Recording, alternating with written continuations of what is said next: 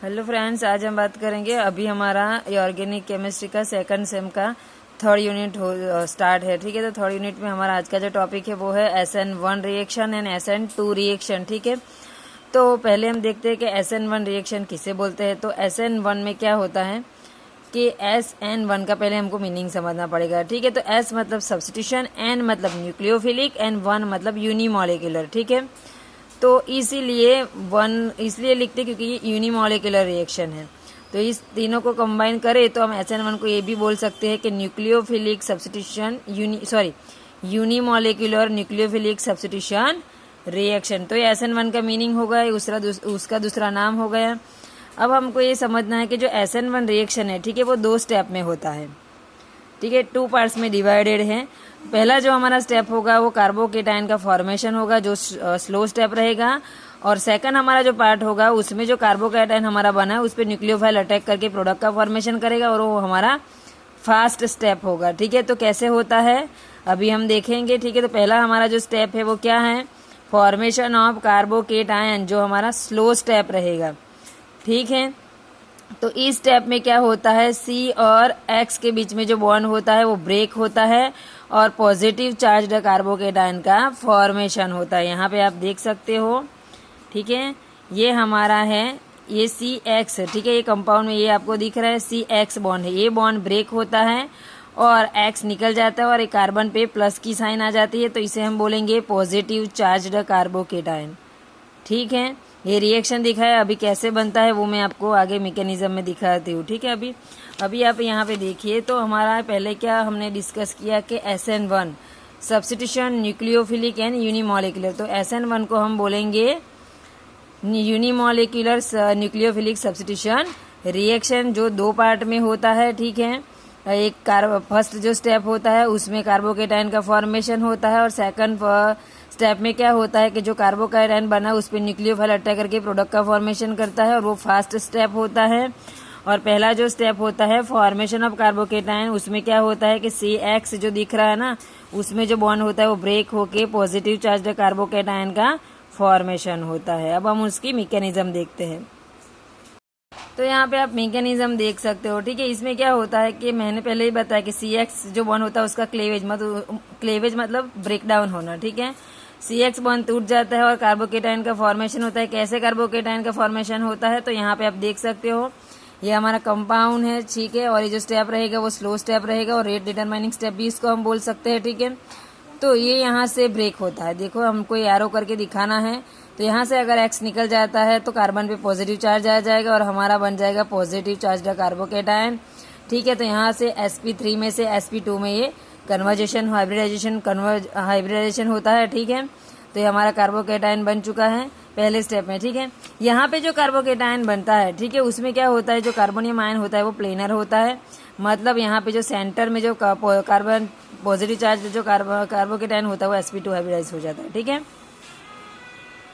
यहाँ पे जो कार्बोकेटाइन का फॉर्मेशन होता है, ठीक है, slow step and rate determining step रहता है। ठीक है, और यहाँ पे जो रेट ऑफ रिएक्शन होता है वो किस पे डिपेंडेंट रहता है, सबस्ट्रेट का, या तो आप अल्काइल हैलाइड का जो कंसंट्रेशन भी बोल सकते हैं, उन पे डिपेंडेंट रहता है। और SN1 हमारा फर्स्ट ऑर्डर काइनेटिक फॉलो करता है, वो हम बाद में भी ये डिस्कस करने वाले, लेकिन मैंने यहाँ पे लिख दिया है। स्टेप 1 में ही सब कुछ लिख दिया, स्टेप 2 हम बाद में देखेंगे। तो स्टेप 1 में हमारा क्या होता है, यहाँ पे आप एक बार फिर देख लीजिए। ये हमारा कंपाउंड है, CX बॉन्ड ब्रेक हो जाता है और कार्बन पे पॉजिटिव चार्ज आ जाता है और हमारा कार्बोकेटाइन का फॉर्मेशन होता है। ठीक है, ये हमारा फर्स्ट स्टेप में क्या हुआ, कार्बोकेटाइन का फॉर्मेशन हुआ। ठीक है, अब हमारा सेकंड स्टेप। ठीक है, कार्बोकेटाइन बन चुका है। अब सेकंड स्टेप में हमको क्या करना है, जो कार्बोकेटाइन बना है उस पे न्यूक्लियोफाइल को अटैक करवाना है। तो यहाँ पे आप देख सकते हो कि ये जो न्यूक्लियोफाइल है कार्बोकेटाइन पे जो प्लस की साइन दिख रही है वहां पे वो अटैक करके वहां पे जुड़ जाता है। ठीक है, और हमारे प्रोडक्ट का फॉर्मेशन हो जाता है। तो इस तरीके से यहाँ पे SN1 का जो मैकेनिज्म है वो यहाँ पे कंप्लीट होता है। ठीक है, बहुत इजी है, आसानी से आ जाएगा। अब बात करते हैं हम काइनेटिक्स के बारे में। तो यहाँ पे जो SN1 में जो काइनेटिक्स होता है वो फर्स्ट, जो SN1 रिएक्शन होता है वो फर्स्ट ऑर्डर काइनेटिक को फॉलो करता है। इसमें slow step and rate determining step रहते हैं और जो SN1 रिएक्शन है वो डिपेंड करता है कंसंट्रेशन ऑफ सबस्ट्रेट पे। ठीक है, अब बात करते हैं order of reactivity of alkyl halides. ठीक है, जो SN1 रिएक्शन में जो अल्काइल हैलाइड है उनकी रिएक्टिविटी ऐसे होती है, ठीक है। सबसे ज्यादा स्टेबल जो होता है वो आयोडीन होता है और सबसे कम जो स्टेबल होता है वो फ्लोरीन होता है, ठीक है। तो यहाँ से वो इंक्रीजिंग हमने स्टेबिलिटी दिखाई है इनकी। अब बात करते हैं स्टीरियोकेमिस्ट्री के बारे में। तो SN1 रिएक्शन में क्या होता है, 50% रेसिमाइजेशन होता है और 50% इन्वर्जन होता है कॉन्फ़िगरेशन का, ठीक है। कैसे, जो प्रोडक्ट फॉर्मेशन होता है उसमें 50% रेसिमाइजेशन होता है। रेसिमाइजेशन मतलब ऑप्टिकली एक्टिव जो कंपाउंड होता है वो रेसिमिक में कन्वर्ट होता है। और इन्वर्जन मतलब क्या होता है, ये जो कॉन्फ़िगरेशन होता है वो एटम में जो चेंजेस आते हैं, ठीक है, एटम के कॉन्फ़िगरेशन में चेंजेस आते हैं, उसको हम इन्वर्जन बोलते हैं, ठीक है। तो यहाँ पे आप देख सकते हो हमारा कार्बोकेटायन, ठीक है, ये न्यूक्लियोफाइल आगे से भी अटैक कर सकता है और पीछे से भी अटैक कर सकता है। क्यों ऐसा होता है, क्योंकि हमारा जो कार्बोकेटायन है वो प्लेनर है, तो बोथ साइड से न्यूक्लियोफाइल अटैक कर सकता है। अगर वो फ्रंट साइड से अटैक करेगा तो फिर इसीलिए हमारे यहाँ 50% रेसिमाइजेशन होता है और बैक साइड से करेगा, इसलिए हमारा 50% इन्वर्जन होगा। तो ये हमारा स्टीरियो केमिस्ट्री है, ठीक है। प्लेनर होता है, इसी की वजह से वो दोनों साइड से कार्बोकेटायन हमारा प्लेनर होता है ना, इसी वजह से हमारा जो न्यूक्लियोफाइल होता है वो बोथ साइड से अटैक कर सकता है, ठीक है। अब बात करते हैं carbocation rearrangement of SN1 reaction, ठीक है। तो लास्ट हमने E1 E2 में जैसे देखा था वैसा ही यहाँ पे आता है, कोई ज्यादा फर्क इसमें है नहीं, ठीक है।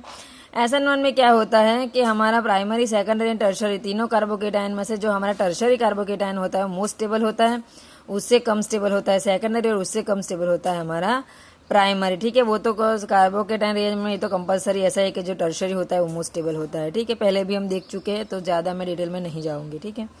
और जो रीअरेंजमेंट होता है वो दो तरीके से होता है, मिथाइल शिफ्ट बोलो या तो अल्काइल शिफ्ट बोल सकते हो आप, या तो हाइड्राइड शिफ्ट, ये दोनों तरीके से होता है, ठीक है। हाइड्राइड शिफ्ट में क्या होता है कि हाइड्रोजन शिफ्ट होता है। एक हम एग्जांपल देखते हैं, मैंने यहाँ पे टॉपिक छोटा ही लिखा है क्योंकि ज्यादा लंबा करने की इसमें कोई जरूरत नहीं थी और मैं शॉर्ट में ही आपको सब समझा रही हूँ यहाँ पे, ठीक है। तो पहला हमारा हाइड्राइड शिफ्ट है, मतलब कि हाइड्रोजन का शिफ्ट होना। यहाँ पे आप एक स्ट्रक्चर देख सकते हो, ये एक हाइड्रोजन यहाँ पे शिफ्ट होगा। कोई भी शिफ्टिंग कार्बोकेटायन का जो शिफ्टिंग होगा, हाइड्रोजन का शिफ्टिंग होगा, मिथाइल का शिफ्टिंग होगा, कोई अल्काइल का शिफ्टिंग होगा। रीअरेंजमेंट होता क्यों है, रीअरेंजमेंट इसलिए होता है कि जो कंपाउंड अनस्टेबल होगा, मतलब कि उसमें स्टेबिलिटी नहीं होगी, ठीक है, ज्यादा स्टेबिलिटी नहीं होती, वो अनस्टेबल होगा, तो क्या करेगा, अपने ही स्ट्रक्चर में रीअरेंजमेंट करके स्टेबल होने का ट्राई करेगा, ठीक है। तो हमको पता ही है कि टर्शरी कार्बोकेटायन जो है वो हमारा मोस्ट स्टेबल है, तो प्राइमरी या सेकेंडरी कार्बोकेटायन होगा, ठीक है। वो क्या करेगा, अपने ही स्ट्रक्चर में चेंज करके वो टर्शरी कार्बोकेटायन बनने का ट्राई करेगा, और जब टर्शरी बन जाएगा तभी वो स्टेबल बन पाएगा। इसलिए ये जो हमारा है वो प्राइमरी कार्बोकेटायन है, ठीक है। तो यहाँ पे ये क्या करता है, अपने ही स्ट्रक्चर में चेंजेस कर रहा है। यहाँ पे हाइड्रोजन देखो यहाँ पे शिफ्ट कर रहा है, ठीक है। तो यहाँ पे हाइड्रोजन अगर शिफ्ट हो जाता है तो ये टर्शरी कार्बोकेटायन में कन्वर्ट हो जाता है, तो इसका मतलब क्या हुआ है, मोस्ट स्टेबल हो चुका। यहाँ पे लेस स्टेबल था और यहाँ पे आके ये मोस्ट स्टेबल बना। तो कोई भी कंपाउंड अगर रीअरेंजमेंट करता है तो इसलिए करता है क्योंकि उसको ज्यादा स्टेबल बनना होता है, ठीक है। यह हमारा होगा हाइड्रोजन शिफ्ट। अब आप यहाँ पे देख सकते हो मिथाइल शिफ्ट आता हो, मिथाइल की जगह आप अल्काइल शिफ्ट भी लिख सकते हो, ठीक है। तो यहाँ पे देखो ये कंपाउंड में ये मिथाइल जो है, ठीक है, ये शिफ्ट हो रहा है यहाँ पे देखो, और यहाँ पे शिफ्ट हो जाता है, ये प्राइमरी में से टर्शरी कार्बोकेटायन बन जाता है। टर्शरी मतलब हमारा मोस्ट स्टेबल, ठीक है। तो कार्बोकेटायन में जो टर्शरी कार्बोकेटायन होता है मोस्ट स्टेबल होता है, ठीक है। तो इसमें कुछ ज्यादा आपको लिखने की जरूरत नहीं है, इसमें आपको ये दिखाना है कि हमारा जो टर्शरी कार्बोकेटायन है वो मोस्ट स्टेबल है, और जो रीअरेंजमेंट होता है वो दो तरीके से होता है, hydride shift and methyl shift. आप एक आध एग्जाम्पल लिख दो। और ये कोई भी जो रीअरेंजमेंट होता है वो होता है इसलिए क्योंकि कंपाउंड लेस स्टेबल हो या तो अनस्टेबल होता है, तो ज्यादा स्टेबल बनने के लिए अपने ही स्ट्रक्चर में चेंजेस करता रहता है, जिसको हम कार्बोकेटायन रीअरेंजमेंट कहते हैं, ठीक है। और ये दो तरीके से होता है और वो ज्यादा स्टेबल बन जाता है, ठीक है। अब बात करते हैं हम SN2 के बारे में, ठीक है। तो SN2 में S मतलब सब्स्टिट्यूशन, N मतलब न्यूक्लियोफिलिक और 2 मतलब बायोमोलिकुलर। ये SN2 है बायोमोलिकुलर न्यूक्लियोफिलिक सब्स्टिट्यूशन रिएक्शन है, ठीक है। तो इसमें क्या होता है, ये जो रिएक्शन होता है एक ही स्टेप में होता है क्योंकि यहाँ पे ट्रांजिशन स्टेट आता है।